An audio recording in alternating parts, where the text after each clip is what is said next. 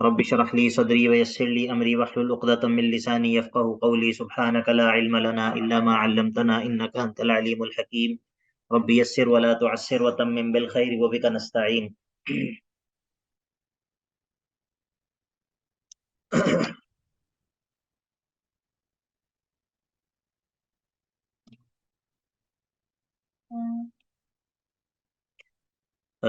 موسیٰ علیہ الصلوۃ والسلام جب واپس آئے میقات اول کے بعد اور ان کو پتہ چلا کہ ان کی قوم کو سامری نے بہکا دیا ہے اور ان کو جو ہے وہ بچڑے کی عبادت پہ لگا دیا ہے، تو انہوں نے اپنی قوم کو بھی جو ہے وہ ڈانٹا، ان کے ساتھ بھی جو ہے وہ سختی سے بات کی، اور پھر اس کے بعد اب اپنے بھائی کو مخاطب کیا. یہ بات پہلے گزری ہے آیت نمبر 90 اور 91 میں کہ ایسا نہیں تھا کہ موسیٰ علیہ السلام کی غیر موجودگی میں ہارون نے اپنی قوم کو سمجھایا نہیں تھا، نہیں ایسا نہیں تھا، بلکہ انہوں نے اپنی سی کوشش کی تھی سمجھانے کی اور اپنی قوم کو جو ہے وہ خبردار کیا تھا، جس طرح کہ ہم نے آیت نمبر 90 میں پڑھا ہے.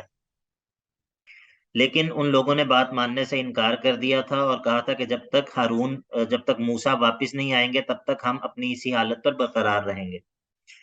تو اب موسیٰ علیہ السلام نے ہارون کو مخاطب کیا، اور مخاطب کرنے کا طریقہ کیا تھا کہ ایک تو ان کو سر کے بالوں سے پکڑ لیا اور دوسرے ہاتھ سے داڑھی کو پکڑ لیا. یہ اس انداز سے پکڑ کے جو ہے وہ مخاطب کر رہے ہیں، جلالی طبیعت ہے. اور پھر ظاہر ہے کہ مسئلہ بھی توحید کا ہے نا، مسئلہ بھی توحید کا ہے.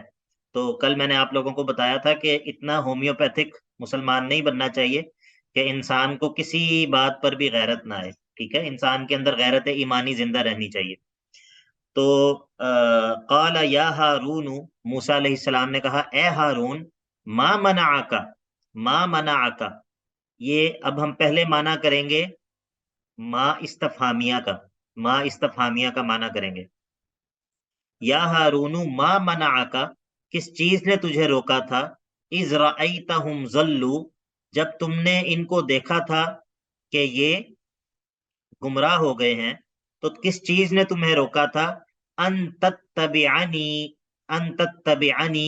کہ تم میری اتباع کرتے. اور اس صورت میں لا جو ہے وہ زائدہ ہوگا. اگر ہم ما استفہامیہ کا معنی کریں گے تو لا جو ہے وہ زائدہ ہوگا، اور پھر معنی کیا ہوگا، ما منعک، اے ہارون تمہیں کس چیز نے روکا تھا، ان تتبعنی، اس چیز سے کہ تم میرے پیچھے آ جاتے اور مجھے آ کے بتاتے کہ یہ معاملہ ہو گیا ہے. ٹھیک ہے، یہ ایسا تم کس وقت کرتے، اذ رأیتہم ضلوا، جب تم نے ان لوگوں کو دیکھا تھا کہ یہ راستے سے ہٹ گئے.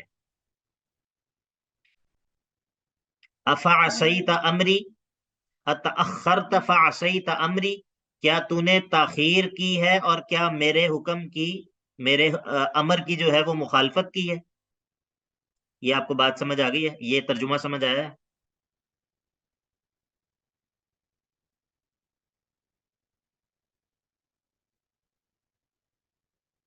جی بتائیے. جی سر. سر جی سر. جی ذرا آپ لوگ سورۃ الاعراف نکالیں، ذرا پہلے وہاں پر دیکھتے ہیں کیا بات ہے. سورۃ الاعراف نکالیں ذرا.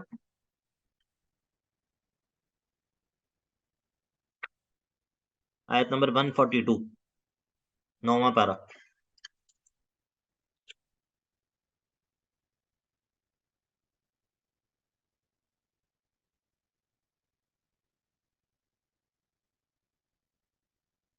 سر آیت نمبر کیا بتائی؟ آیت نمبر ہے جی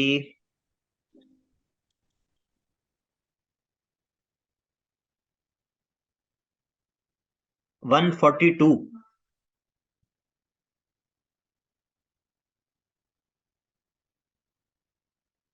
جی نکال لی.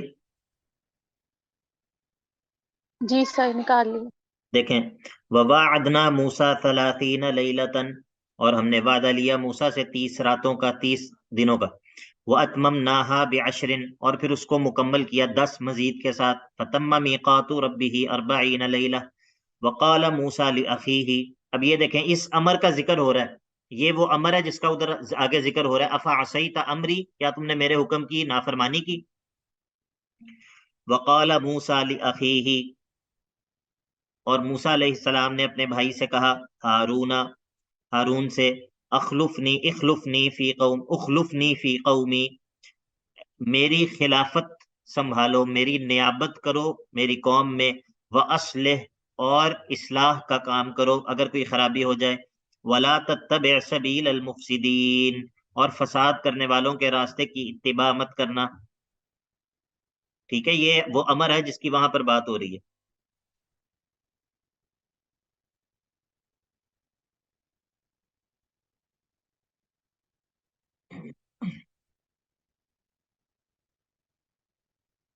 یہاں پر یہ سورۃ الاعراف کے اندر نا یہ قصہ بڑی تفصیل سے ذکر ہوا ہے ان آیات کے اندر، یہاں پر اختصار ہے.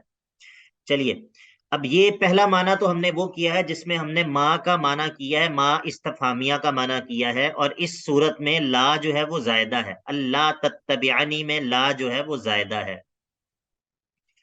دوسرا معنی یہ ہے کہ ہم ماں نافیہ بنائیں. پہلا جو ماں ہے، قال یا ہارون، موسیٰ علیہ السلام نے کہا،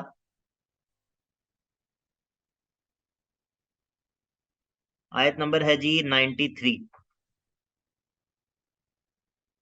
موسیٰ علیہ السلام نے کہا، ما منعک، نہیں روکا تجھے، اذ رأیتہم ضلوا، جب تم نے ان لوگوں کو دیکھا کہ یہ لوگ گمراہ ہو گئے ہیں، تو ان لا تتبعنی، مگر اس چیز نے کہ تم نے میری اتباع نہیں کی، میری پیروی نہ کرنے کی وجہ سے، میری پیروی نہ کرنا، اس چیز نے تمہیں روکا ہے، اس چیز نے تمہیں جو ہے وہ منع کیا ہے، میری پیروی نہ کرنے نے تمہیں روکا ہے اس چیز سے کہ تم مجھے ان لوگوں کے معاملے کی خبر دیتے. یا ہارون ما منعک، نہیں تجھے روکا، اذ رأیتہم ضلوا، جب تم نے دیکھا کہ یہ لوگ گمراہ ہو گئے ہیں، ان لا تتبعنی، کہ تم جو ہے وہ میری اتباع کرتے، میرے پیچھے آ جاتے اور مجھے خبر دیتے. افعصیت امری، کیا تم میرے حکم کی نافرمانی تم نے کی ہے؟ اب اس کے جواب میں ہارون جو ہے وہ اپنے بھائی کو مخاطب کر کے کہتے ہیں، قال، ہارون نے کہا، یبن امہ، اے میری ماں کے بیٹے، یبن امہ، اے میری ماں کے بیٹے، لا تأخذ بلحیتی ولا برأسی، لا تأخذ بلحیتی ولا برأسی، میری داڑھی کو اور میرے سر کو مت پکڑیں، میری داڑھی اور میرے سر کو چھوڑ دیں. انی خشیت ان تقول فرقت بین بنی اسرائیل، میں اس چیز سے ڈر رہا تھا کہ آپ یہ نہ کہیں کہ تو نے بنی اسرائیل میں پھوٹ ڈال دی ہے، ولم ترقب قولی، اور میری بات کا لحاظ نہیں کیا، چونکہ آپ تو یہ کہہ کر گئے تھے کہ اصلح ولا تتبع سبیل المفسدین، جس طرح کہ ہم نے سورۃ الاعراف کی آیت میں دیکھا ہے. تو میں تو اسی لیے میں آپ کے پیچھے بھی نہیں آیا، اور میں ان لوگوں کو سمجھاتا رہا ہوں، لیکن مجھے یہ ڈر تھا کہ کہیں ان کے اندر پھوٹ نہ پڑ جائے، تو اس وجہ سے میں نے جو ہے وہ پیچھے آپ کو آ کر خبر نہیں دی وہاں پر. قال فما خطبک یا سامری، اب جو ہے وہ مخاطب کیا انہوں نے سامری کو، تیرا کیا معاملہ ہے اے سامری، تو نے ایسا کیوں کیا ہے؟ قال بصرت بما لم يبصروا به، اب سامری نے کہا کہ بصرت بما لم يبصروا به فقبضت قبضة من اثر الرسول فنبذتها وكذلك سولت لي نفسي. قال بصرت بما لم يبصروا به، اب اس کے اندر بھی جو ہے نا وہ ایک معنی تو معروف ہے، وہی زیادہ درست لگتا ہے، لیکن ہمارے مشائخ میں سے ایک شیخ ہیں، انہوں نے اس کا کچھ اور معنی کیا ہے، وہ معنی اتنا دل کو نہیں لگتا. مشہور معنی جو ہے وہ یہی ہے کہ قال بصرت بما لم يبصروا به، انہوں نے کہا کہ میں نے دیکھا، سامری نے کہا کہ میں نے دیکھا، بما لم يبصروا به، اس چیز کو کہ جس کو یہ لوگ بنی اسرائیل نہیں دیکھ رہے تھے. فقبضت قبضة من اثر الرسول، تو جبرائیل کے گھوڑے کی جو پاؤں کی مٹی تھی اس میں سے میں نے مٹی جو ہے وہ لے لی. فنبذتها، اور میں نے اس کو پھینک دیا اس کے اندر، بچھڑے کے اندر. وَكَذَلِكَ سَوَّلَتْ لِي نَفْسِي، اسی طرح میرے لیے خوبصورت بنایا میرے نفس نے معاملے کو.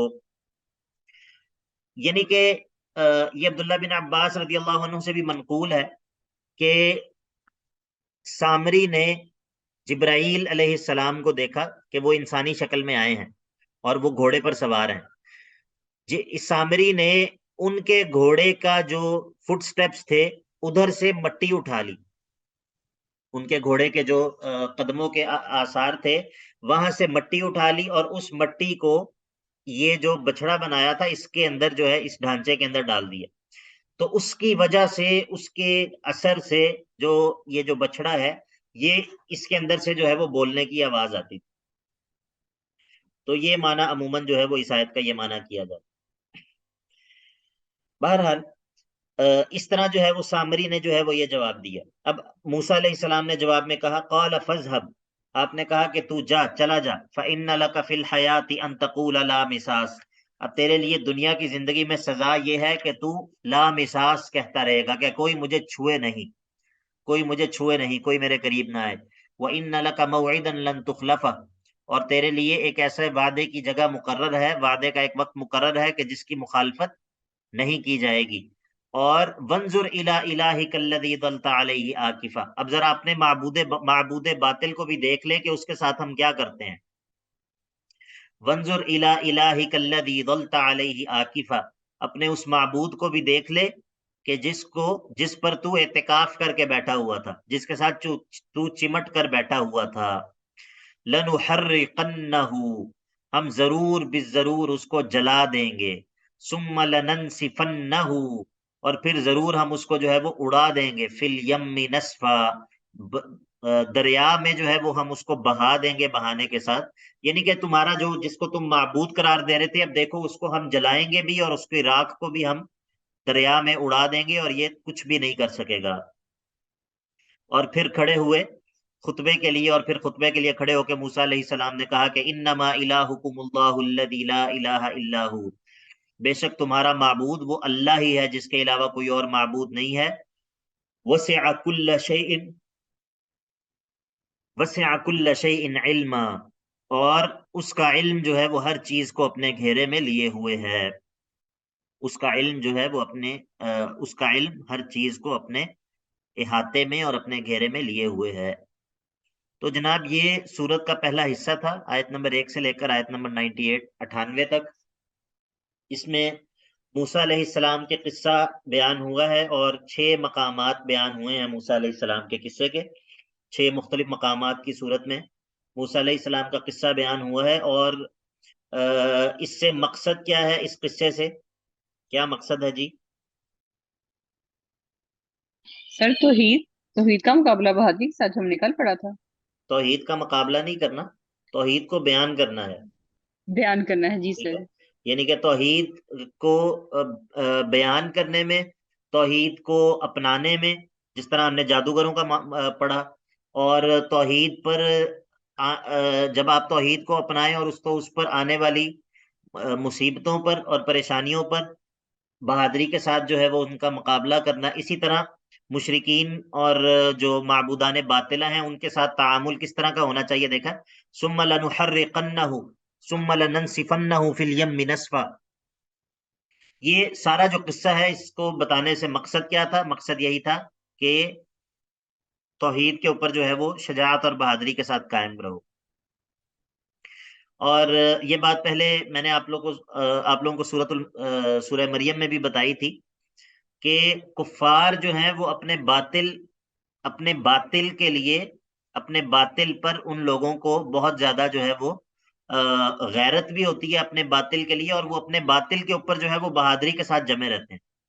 تو حق جو ہے وہ اس بات کا زیادہ مستحق ہے کہ اس کے اوپر زیادہ بہادری کے ساتھ انسان جو ہے وہ جمع رہے. جس طرح سورہ آل عمران کے اندر اللہ رب العزت فرماتے ہیں کہ کس طرح وہ آیت ہے،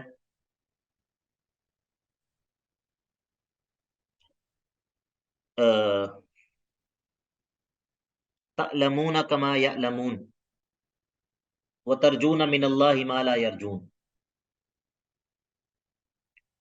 اس کا معنی یہ ہے کہ اگر تمہیں تکلیف پہنچتی ہے تو ان کافروں کو بھی تو تکلیف پہنچتی ہے. اگر تمہیں اللہ کے راستے میں جب تم جہاد کرتے ہو تو تمہیں مشقت کا سامنا کرنا پڑتا ہے، تمہیں جو ہے وہ جاگنا پڑتا ہے، تمہیں جو ہے وہ زخم آتے ہیں، ساتھیوں کی، قریبی لوگوں کی شہادتیں ہوتی ہیں، قریبی لوگ زخمی ہوتے ہیں، یہ سارا کچھ جو ہوتا ہے، اور موسم کی سختی، سفر کی سختی، اور موت کا خوف، دشمن کا خوف، یہ سب کچھ جو ہے وہ، مجھے بتائیے کہ اگر ایک شخص اللہ کے راستے میں لڑ ہے، اس کو ان تمام چیزوں کا سامنا کرنا پڑتا ہے، لیکن جو مقابلے میں لشکر ہوتا ہے، مقابلے میں جو لشکر ہوتا ہے، کیا اس کو ان سب چیزوں کا سامنا نہیں کرنا پڑ رہا ہوتا؟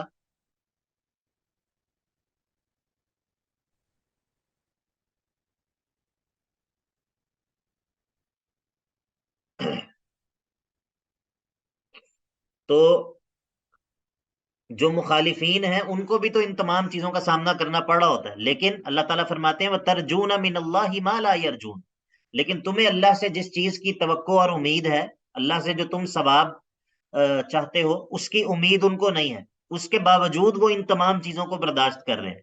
تو تم جنہیں اللہ تعالیٰ سے اجر کی اور بدلے کی امید ہے، تم زیادہ اس بات کے مستحق ہو کہ تم زیادہ، ان سے زیادہ بڑھ کے ان چیزوں کو برداشت کرو. بات سمجھ آ گئی آپ لوگوں کو؟ جی سر. جی سر. جی سر. اچھا جی، اب یہاں سے آگے جو ہے وہ دوسرا حصہ ہے آیت نمبر 99 سے سورت کے آخر تک. اس میں مختلف تخویفات ہیں، تقریباً 16 تخویفات ذکر ہوں گی. جی پوچھئے.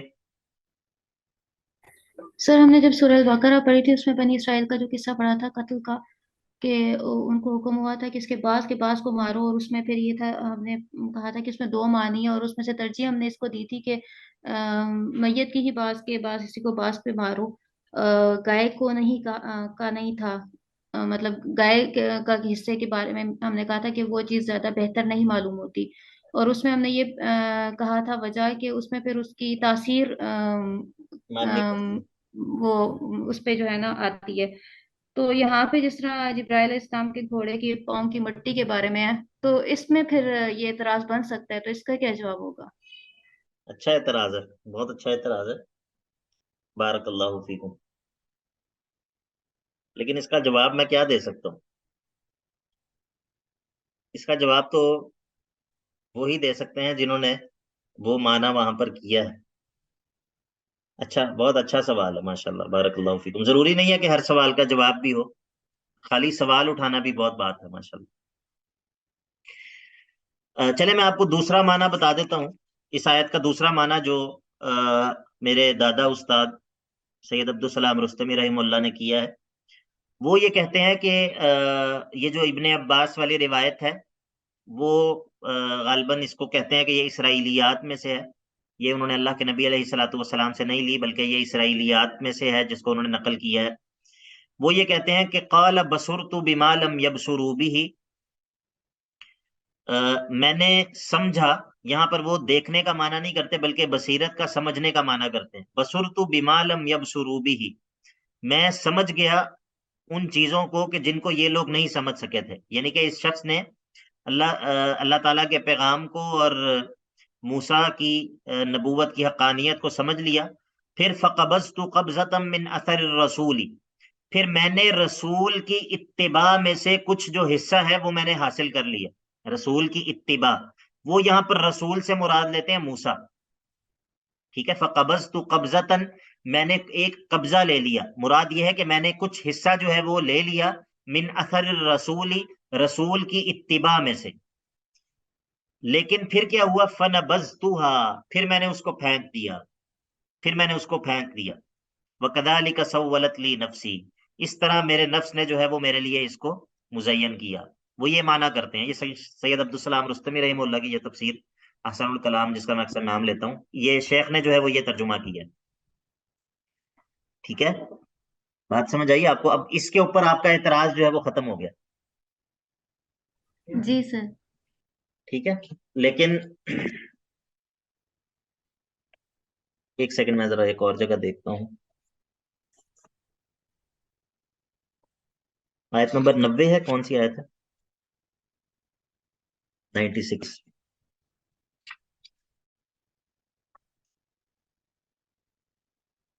اعتراض آپ نے بہت ہیوی قسم کا اعتراض کر دیا. پریشان کر دیا آپ نے. دیکھیں یہاں پر بھی یہ جامع البیان ہے، یہ ایک شافعی عالم ہے، ان کی تفسیر ہے پرانے. انہوں نے بھی یہاں پر یہی بات کہی ہے کہ جبرائیل کے گھوڑے کے یہ معروف ہے، تفاسیر کے اندر آپ کو عموماً یہی بات ملے گی، یہ زیادہ معروف تفسیر یہی ہے، اکثر علماء نے یہی تفسیر کی ہے اس آیت کی. ٹھیک ہے. اور وہ جو سورۃ البقرہ والی آپ نے جو بات کی ہے، وہاں پر جو میں نے بات کہی تھی وہ بات بھی اکثر جگہوں پہ آپ کو نہیں ملے گی. اکثر جگہوں پہ وہی معروف تفسیر چلتی ہے، میں نے آپ لوگوں کو بتایا ہوگا تب کہ زیادہ معروف وہی تفسیر چلتی ہے. ٹھیک ہے جی. جی سر، ٹھیک، تو اب جزاک آپ اللہ. لوگ جو ہے وہ ماشاء اللہ اصول التفسیر بھی پڑھے ہیں، تو اسی لیے اب آپ لوگوں کو اس طرح کی باتوں سے پریشان نہیں ہونا چاہیے، کیونکہ اب آپ لوگوں کو یہ بات پتہ ہے کہ اختلاف کی وجوہات کیا کیا ہوتی ہیں، پھر اختلاف جو ہے وہ اس کے اسباب کیا ہوتے ہیں. یہ بات بھی ہماری اصول التفسیر میں آگے آ جائے گی. اختلاف کے اسباب کیا ہوتے ہیں، پھر اختلاف کی مختلف نوعیتیں ہوتی ہیں. ٹھیک ہے. تو اسی لیے میرا خیال ہے کہ اب آپ لوگ ان باتوں سے پریشان نہیں ہوں گے کہ یار پھر درست بات کیا ہے، درست تفسیر کیا ہے. ٹھیک ہے. تو کچھ ایسی چیزیں ہوتی ہیں جی کہ جن کے اندر احتمالات ہوتے ہیں، احتمالات ہوتے ہیں. لیکن یہ جو دوسرا معنی کیا ہے میں نے، بعد میں جو میں نے معنی کیا ہے، اس میں دیکھیں، اس میں وہ بچڑا بنانے اور پھر اس کی عبادت کروانے والے واقعے کی طرف اور اس چیز کا جواب ہی نہیں ہے اس میں. یعنی کہ سوال تو موسیٰ علیہ السلام نے یہ کیا ہے نا کہ تم نے بچڑا کیوں بنایا، تم نے کیوں ان لوگوں کو اس کی عبادت کی دعوت دی. تو پہلے معنی کے اندر تو اس سوال کا جواب موجود ہے کہ بھئی میں نے یہ دیکھا تھا اور میں نے وہ دیکھ کے میرے ذہن میں یہ، میرے نفس نے مجھے یہ آئیڈیا دیا اور میں نے یہ کیا. لیکن دوسرا جو معنی ہے اس کے اندر تو اس سوال کا جواب ہی موجود نہیں ہے. آپ کو بات سمجھ آ رہی ہے؟ جی سر. تو یہ قصہ ہے. بارک اللہ فیکم، بہت اچھا سوال ہے ماشاءاللہ. اچھا جی، اب یہاں سے آگے جو ہے وہ سورت کا دوسرا حصہ ہے. اس حصے کے اندر کیا ہے؟ اس حصے کے اندر تخویفات ہیں، تقریباً 16 کے قریب تخویفات ہیں، اور مختلف مضمون جو ہے وہ چلتا رہے گا، وہ میں آپ کو ساتھ ساتھ بتاتا جاؤں گا. کذالک نقص علیک من انباء ما قد سبق، صدق رسول کا بیان ہے. اے نبی صلی اللہ علیہ وسلم، اسی طرح ہم بیان کرتے ہیں آپ پر گزرے ہوئے لوگوں کے قصے، ان کی خبریں آپ پر ہم بیان کرتے ہیں. صدق رسول ہو گیا نا، اللہ کے نبی علیہ الصلوۃ والسلام کی نبوت ثابت ہو گئی دلیل وحی کے ذریعے. وقد آتیناک من لدنا ذکرا، اور یقیناً آپ کے پاس آ گیا ہے ہمارے پاس سے ذکر، ہمارے پاس سے ذکر آپ کے پاس آ گیا ہے. قرآن مجید کے ناموں میں سے ایک نام ذکر بھی ہے. من اعرض عنہ، تو جو کوئی اعراض کرے گا اس ذکر سے، فإنه يحمل يوم القیامة وزرا، تو بے شک وہ اٹھائے گا قیامت کے دن بوجھ گناہوں کا. خالدین فیہا، اور وہ اس بوجھ میں ہمیشہ رہے گا، یا اس بوجھ کی جزا میں ہمیشہ رہے گا. جی علماء کرام، یا جماعت بوجھ کی الخیر، جزا میں. خالدین فیہا، خالدین فی جزاء الوزری، اس وزر ان گناہوں کے بوجھ کی جزا جو جہنم ہے اس میں ہمیشہ رہے گا. خالدین فیہ وساء لہم یوم القیامت حملا، اور بہت ہی برا ہوگا ان کے لیے قیامت کے دن کا یہ بوجھ. حمل بھی بوجھ کو کہتے ہیں اور وزر بھی بوجھ کو کہتے ہیں. ٹھیک ہے. تھوڑا سا فرق ہے دونوں کے اندر، اور یہ آپ لوگ دیکھ لیں اس کے اندر وہ جو کتاب میں نے آپ کو بتائی ہوئی ہے مترادفات القرآن، اس میں دیکھیں کیا فرق ہے دونوں میں. یوم ينفخ في الصور فنحشر یوم ينفخ في الصور ونحشر المجرمین یومئذ زرقا. تخویف اخروی، یوم ينفخ في الصور، اور جس دن سور میں پھونکا جائے گا، ونحشر المجرمین، اور ہم اکٹھا کریں گے سارے مجرموں کو، یومئذ اس دن، زرقا، اس حال میں کہ ان کی آنکھیں نیلی ہوئی ہوں گی. یتخافتون بینہم، اور وہ آپس میں سرگوشیاں کر رہے ہوں گے، آہستہ آہستہ آپس میں باتیں کر رہے ہوں گے. کیا باتیں کر رہے ہوں گے؟ ان لبستم الا عشرا، ان نافیہ ہے، نہیں تم رہے دنیا میں مگر یہ کہ 10 دن رہے ہو. ابھی قیامت والے دن وہ اندازہ لگا رہے ہیں کہ ہم دنیا میں کتنی دیر رہے ہیں. یہ قیامت کی ہولناکی اور قیامت کی ہیبت جو ہے وہ اس کی طرف اشارہ ہے، اس کا تذکرہ ہے کہ قیامت کی ہیبت اور ہولناکی کی وجہ سے گویا کہ ان کو یہ لگ رہا ہوگا کہ دنیا میں تو ہم صرف 10 دن رہے ہیں. نحن اعلم بما یقولون، ہم خوب جانتے ہیں وہ ان باتوں کو جو وہ بات کہہ رہے ہوں گے. اذ یقول امثلهم طریقتا، جب کہے گا ان میں سے بہترین طریقے والا، ان میں سے جو بہترین سیانہ بندہ ہوگا وہ یہ کہے گا ان لبستم الا یوما، بھئی 10 دن نہیں، تم دنیا میں صرف ایک ہی دن رہے ہو. یعنی کہ اس دن کیفیت اور حالت یہ ہوگی کہ دنیا کی زندگی 60 70 80 90 سال کی جتنی بھی زندگی ہے وہ ایسے لگ رہا ہوگا گویا کہ ایک دن رہے ہیں بس دنیا میں، اس سے زیادہ نہیں رہے. ٹھیک ہے، کیونکہ عافیت کا جو وقت ہوتا ہے وہ کم لگتا ہے بندے کو. ساری زندگی انسان اللہ تعالیٰ کی نعمتوں میں پلتا رہے پلتا رہے، اللہ تعالیٰ صحت بھی دے عافیت بھی دے، اور اگر کبھی آزمائش آ جائے تو بندے کو لگتا ہے کہ شاید کبھی میں نے عافیت جو ہے وہ دیکھی ہی نہیں تھی. نسأل اللہ السلامۃ والعافیہ. وَيَسْأَلُونَكَ عَنِ الْجِبَالِ فَقُلْ يَنْسِفُهَا رَبِّي نَسْفًا، یا آپ سے اگر پوچھیں پہاڑوں کے بارے میں تو آپ کہہ دیجئے يَنْسِفُهَا رَبِّي نَسْفًا، کہ ان کو تو اڑا کر بکھیر کر رکھ دے گا میرا رب بکھیرنے کے ساتھ. فَيَذَرُهَا قَاعًا صَفْصَفًا، اور اس زمین کو اللہ بنا دے گا قاعًا صفصفا، بالکل ایک ہموار میدان. لا ترى فيها عوجا ولا امتا، آپ کو اس میں کوئی کجی اور کوئی بلندی نظر نہیں آئے گی. پہاڑوں کو ریزہ ریزہ کر کے اڑا دے گا اور زمین کو بالکل چٹیل اور ہموار میدان بنا دے گا. اس میں نہ کوئی آپ کو نشیب نظر آئے گا نہ کوئی فراز نظر آئے گا، بالکل ہموار اللہ کر دے گا. لا ترى فيها عوجا ولا امتا، اس میں کوئی کجی اور کوئی بلندی آپ کو دکھائی نہیں دے گی. یومئذ یتبعون الداعی لا عوج له، یومئذ یتبعون الداعی، اور اس دن یہ پکارنے والے کی اتباع کریں گے اس کے پکارنے پر. لا عوج له، ایک ایسی پکار کے جس میں کوئی انحراف نہیں ہے، اس پکار سے کوئی انحراف نہیں کر سکے گا. یہ الداعیہ پکارنے والا کون ہے؟ یہ اللہ تعالیٰ ہے. یہ سورۃ الاسراء کے اندر ہم نے پڑھا ہے. سورۃ الاسراء نکالیں بنی اسرائیل. ہاں جی، آیت نمبر 52، سورۃ الاسراء آیت نمبر 52.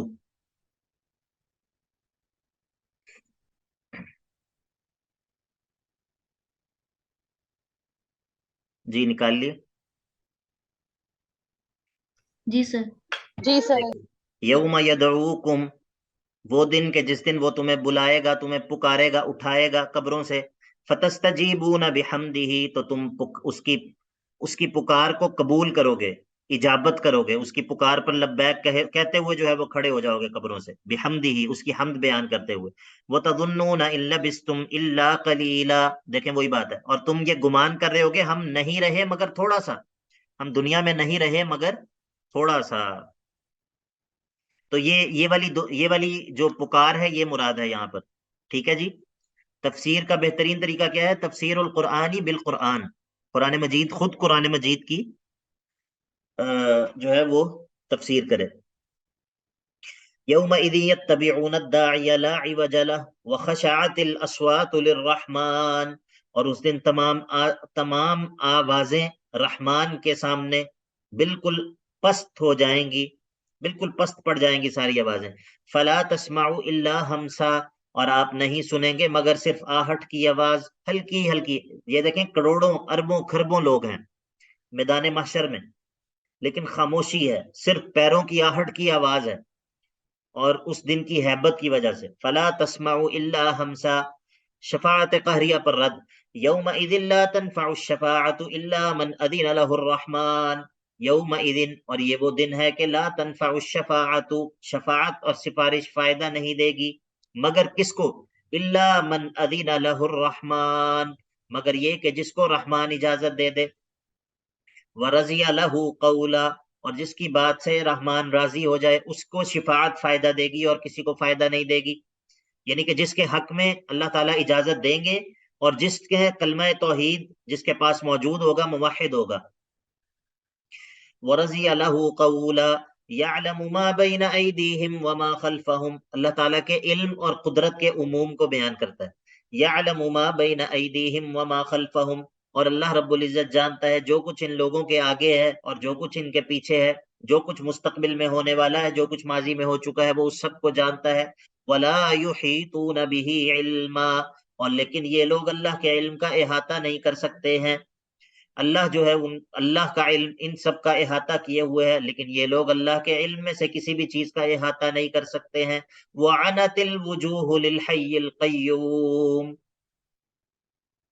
وَعَنَتِ الْوُجُوهُ لِلْحَيِّ الْقَيُّومِ، اور پست ہو جائیں گے چہرے اس دن، چہرے جھک جائیں گے اس دن، الحی اور القیوم کے لیے،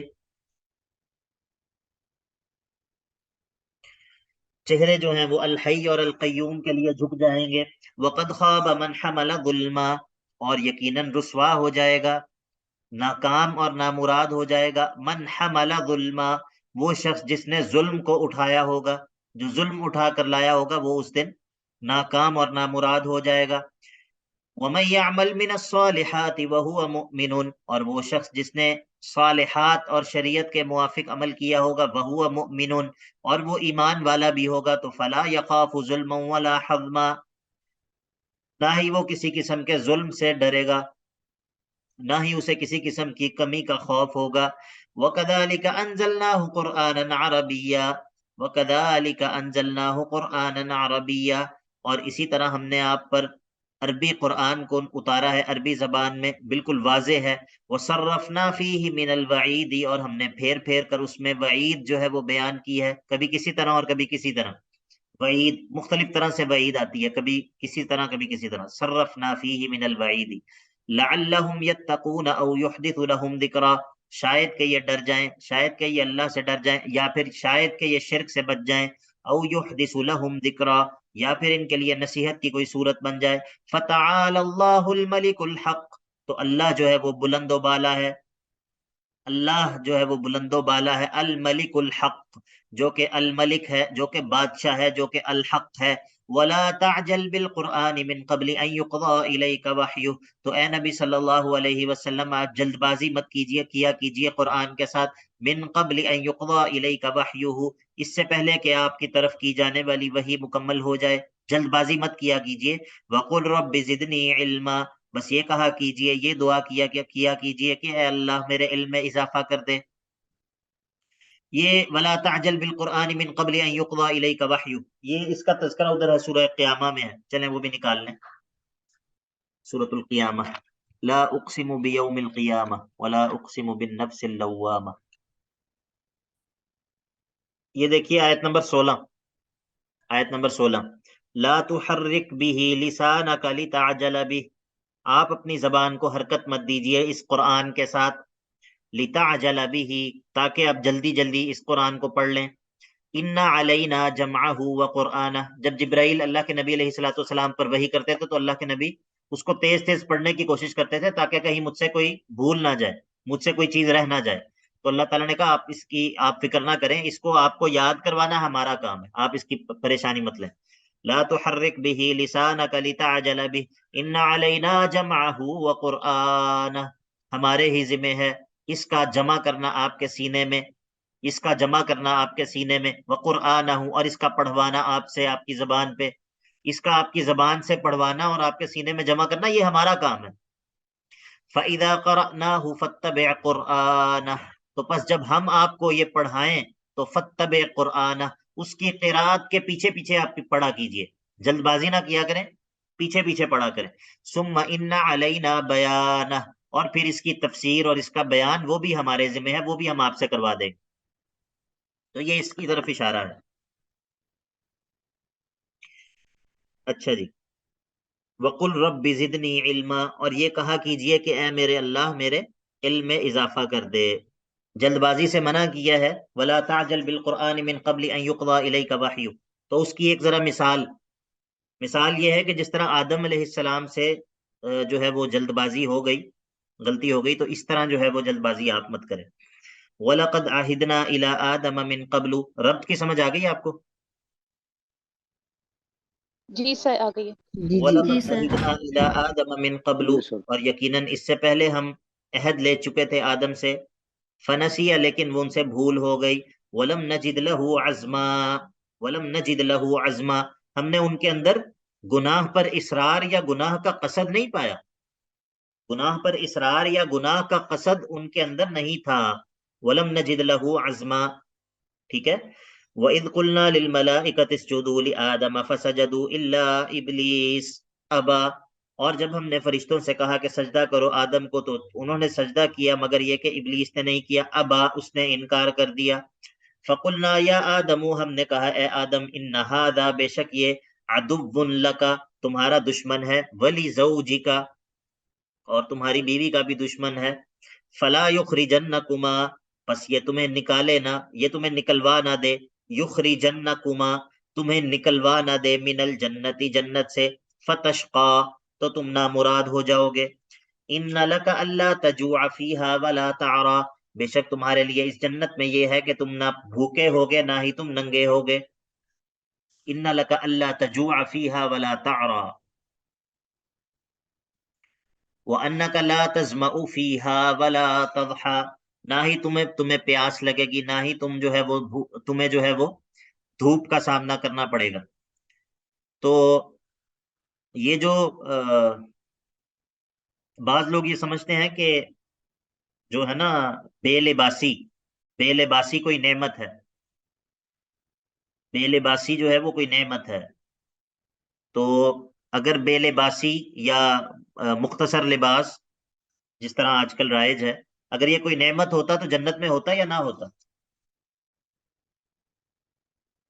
سر اگر نعمت ہوتا تو پھر جنت میں ہوتا، ہاں جنت میں ہوتا، لیکن جنت تو میں یہ جنت نہیں میں ہے۔ ایسا نہیں۔ ٹھیک ہے، جنت میں جی ایسا نہیں ہے، اس کا مطلب ہے کہ یہ کوئی نعمت ہے بھی نہیں، یہ ایک آفت ہے۔ انک اللہ تجوع فیہا ولا تعرا وانک لا تظمأ فیہا ولا تضحا فوسوس الیہ الشیطان، پس وسوسہ ڈالا شیطان نے آدم کی طرف، اور وہ وسوسہ کیا تھا؟ قال یا آدم، کہا اے آدم، هل ادلک علی شجرۃ الخلد، کیا میں تمہیں رہنمائی تمہاری نہ کروں ایک ایسے درخت پر جو کہ ہمیشگی والا درخت ہے، وملک لا یبلا، اور ایسی بادشاہی جو کہ کبھی بھی پرانی نہیں ہوگی۔ فَأَكَلَا مِنْهَا فَبَدَتْ لَهُمَا سَوْآتُهُمَا، پس ان دونوں نے اس میں سے، اس درخت میں سے کھا لیا، تو فَبَدَتْ لَهُمَا، پس ظاہر ہو گیا ان دونوں کے لیے، بدا یبدو، ظاہر ہونا، با دال واو روٹ ورڈ، فَبَدَتْ لَهُمَا، ظاہر ہو گیا ان دونوں کے لیے، سَوْآتُهُمَا، ان دونوں کی شرمگاہیں ان دونوں کے لیے ظاہر ہو گئیں، وَطَفِقَا يَخْصِفَانِ عَلَيْهِمَا مِنْ وَرَقِ الْجَنَّةِ، وَطَفِقَا يَخْصِفَانِ عَلَيْهِمَا، اور وہ دونوں شروع ہو گئے چپکانا اپنے اوپر، من ورق الجنہ، جنت کے پتے اپنے اوپر چپکانے لگے، اپنے آپ کو اپنا سطر ڈھانپنے لگے۔ وہ بخاری کے اندر ایک حدیث ہے، ایک واقعہ یاد آ گیا مزے کا، وہ بھی سنا دوں کیونکہ اس طرح ذرا طلبہ کی بھی دلچسپی اور توجہ ذرا قائم رہتی ہے۔ بخاری کے اندر ایک حدیث ہے جس میں یہ ہے کہ موسیٰ علیہ الصلوۃ والسلام ایک دفعہ نہانے کے لیے انہوں نے اپنا جو ہے وہ لباس اتار کے ایک پتھر پہ رکھا اور نہا رہے تھے کسی ندی میں، تو وہ پتھر جو ہے وہ آپ کا لباس لے کر بھاگ گیا، پتھر موسیٰ علیہ السلام کا لباس لے کر بھاگ گیا۔ یہ حدیث سنی ہے آپ لوگوں نے پہلے؟ جی جی سر۔ سر سنی ہوئی ہے۔ ماشاء اللہ سب نے سنی ہوئی ہے۔ اچھا میں سمجھ رہا تھا شاید آپ لوگ حیران ہو جائیں گے کہ یہ کیسا واقعہ، لیکن ماشاء اللہ آپ سب جو ہے وہ، اچھا جی۔ تو بعض لوگ جو کہ حدیث کا انکار کرتے ہیں، وہ یہ ان میں سے ایک شخص نے جو ہے وہ ہمارے دادا استاد شیخ سید عبدالسلام رستمی رحمہ اللہ، ان کے پاس آیا ایک شخص، اس کا گفتگو ہو رہی تھی، اس نے کہا کہ بخاری کی اس حدیث کے اندر نبی کی توہین ہے، نبی کی توہین ہے کہ ان کا لباس پتھر لے کے بھاگ گیا اور وہ بنی اسرائیل نے جو ہے وہ ان کو برہنہ حالت میں دیکھ لیا، تو یہ تو ان کی اہانت ہے، اور یہ تو نبی کی شان سے جو ہے وہ نبی کی شان یہ نہیں ہے کہ اس کا لباس اتر جائے۔ تو انہوں نے کہا کہ اگر حدیث کا انکار اس وجہ سے کر رہے ہو تو قرآن نے تو آدم اور حوا دونوں کے لباس کو اتروا دیا، تو قرآن کا انکار پہلے کرو اور پھر بعد میں بخاری کی حدیث کا انکار کرو۔ تو یہ واقعہ ہے کہ فبدت لہما سوآتہما، ان دونوں کی شرمگاہیں جو ہیں وہ ظاہر ہو گئی، وطفقا یخصفان علیہما من ورق الجنہ، اور وہ دونوں چپکانے لگ گئے اپنے اوپر جنت کے پتوں کو، وعصى آدم ربہ، پس مخالفت ظاہری کی آدم نے اپنے رب کی، فغوا پس وہ مطلوب سے بھٹک گیا، وعصى آدم ربہ، پس آدم نے اپنے رب کی مخالفت ظاہری مخالفت کرنا۔ عصا کا معنی صرف نافرمانی نہیں ہوتا، عصا کا معنی عصیان اس کا معنی صرف نافرمانی نہیں ہوتا، اہل عرب کے کلام میں یہ لفظ مخالفت اور کسی کی ظاہری مخالفت کے معنی میں بھی استعمال ہوتا ہے، ٹھیک ہے؟ یہاں پر ضروری نہیں ہے کہ ہم یہاں پر نافرمانی کی یا گناہ کیا یہ معنی کریں، یہ ضروری نہیں ہے، ٹھیک ہے؟ وَعَصَىٰ آدَمُ رَبَّهُ، پس مخالفت کی آدم نے، مخالفت کر دی ظاہری طور پہ آدم نے اپنے رب کی، فغوا، وہ مطلوب سے بھٹک گیا، ثم اجتباہ ربہ، پھر اس کو چن لیا اس کے رب نے، فتاب علیہ، پس رجوع کیا اس کے اوپر، اس کی توبہ کو قبول کیا، وہدا، اور اس کی رہنمائی کی توبہ کی طرف، قال اہبطا منہا جمیعا، اور کہا کہ تم دونوں اتر جاؤ اس جنت سے زمین کی طرف، سارے کے سارے، بعضکم لبعض عدو، تمہارا بعض تمہارے بعض کا دشمن ہے، فإما یأتینکم منی ہدا، پس تو تم میں سے جس کے پاس بھی میری جانب سے ہدایت آ جائے تو فمن اتبع ہدای فلا یضل ولا یشقى، جو کوئی بھی میری ہدایت کی اتباع کرے گا تو نہ ہی وہ گمراہ ہوگا نہ ہی وہ بدبخت ہوگا۔ ادھر میں نے آپ لوگوں کو ایک بات بتائی تھی پیچھے، فلا یضل ولا یشقى،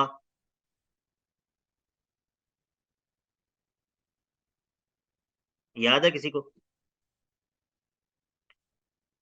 فلا یضل فی الدنیا ولا یشقى فی الآخرہ، دنیا میں گمراہ نہیں ہوگا، آخرت میں بدبخت نہیں ہوگا، جی یاد آ گیا؟ جی سر۔ جی تو یہ اس طرح کی باتیں یاد رکھنے والی ہوتی ہیں، کیونکہ یہ مختلف جگہوں پہ یہ اس طرح کا اسلوب استعمال ہوتا ہے۔ تو فلا یضل فی الدنیا ولا یشقى فی الآخرہ، جو کوئی اس ہدایت کی پیروی کرے گا تو دنیا میں گمراہ نہیں ہوگا، آخرت میں بدبخت نہیں ہوگا۔ تو اور کیا چاہیے، اور کیا چاہیے مجھے اور آپ کو؟ ہاں جی یہی تو چاہیے۔ ومن اعرض عن ذکری، اور جو کوئی اعراض کرے گا میری نصیحت اور میرے ذکر سے تو فإن له معیشۃ ضنکا، اس کی زندگی کو میں تنگ کر دوں گا، ونحشر فإن له معیشۃ ضنکا،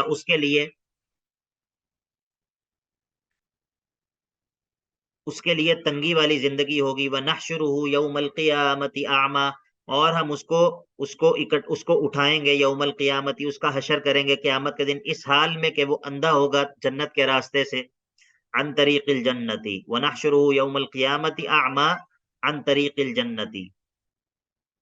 چلیے میرا خیال ہے کافی ہے آج کے لیے۔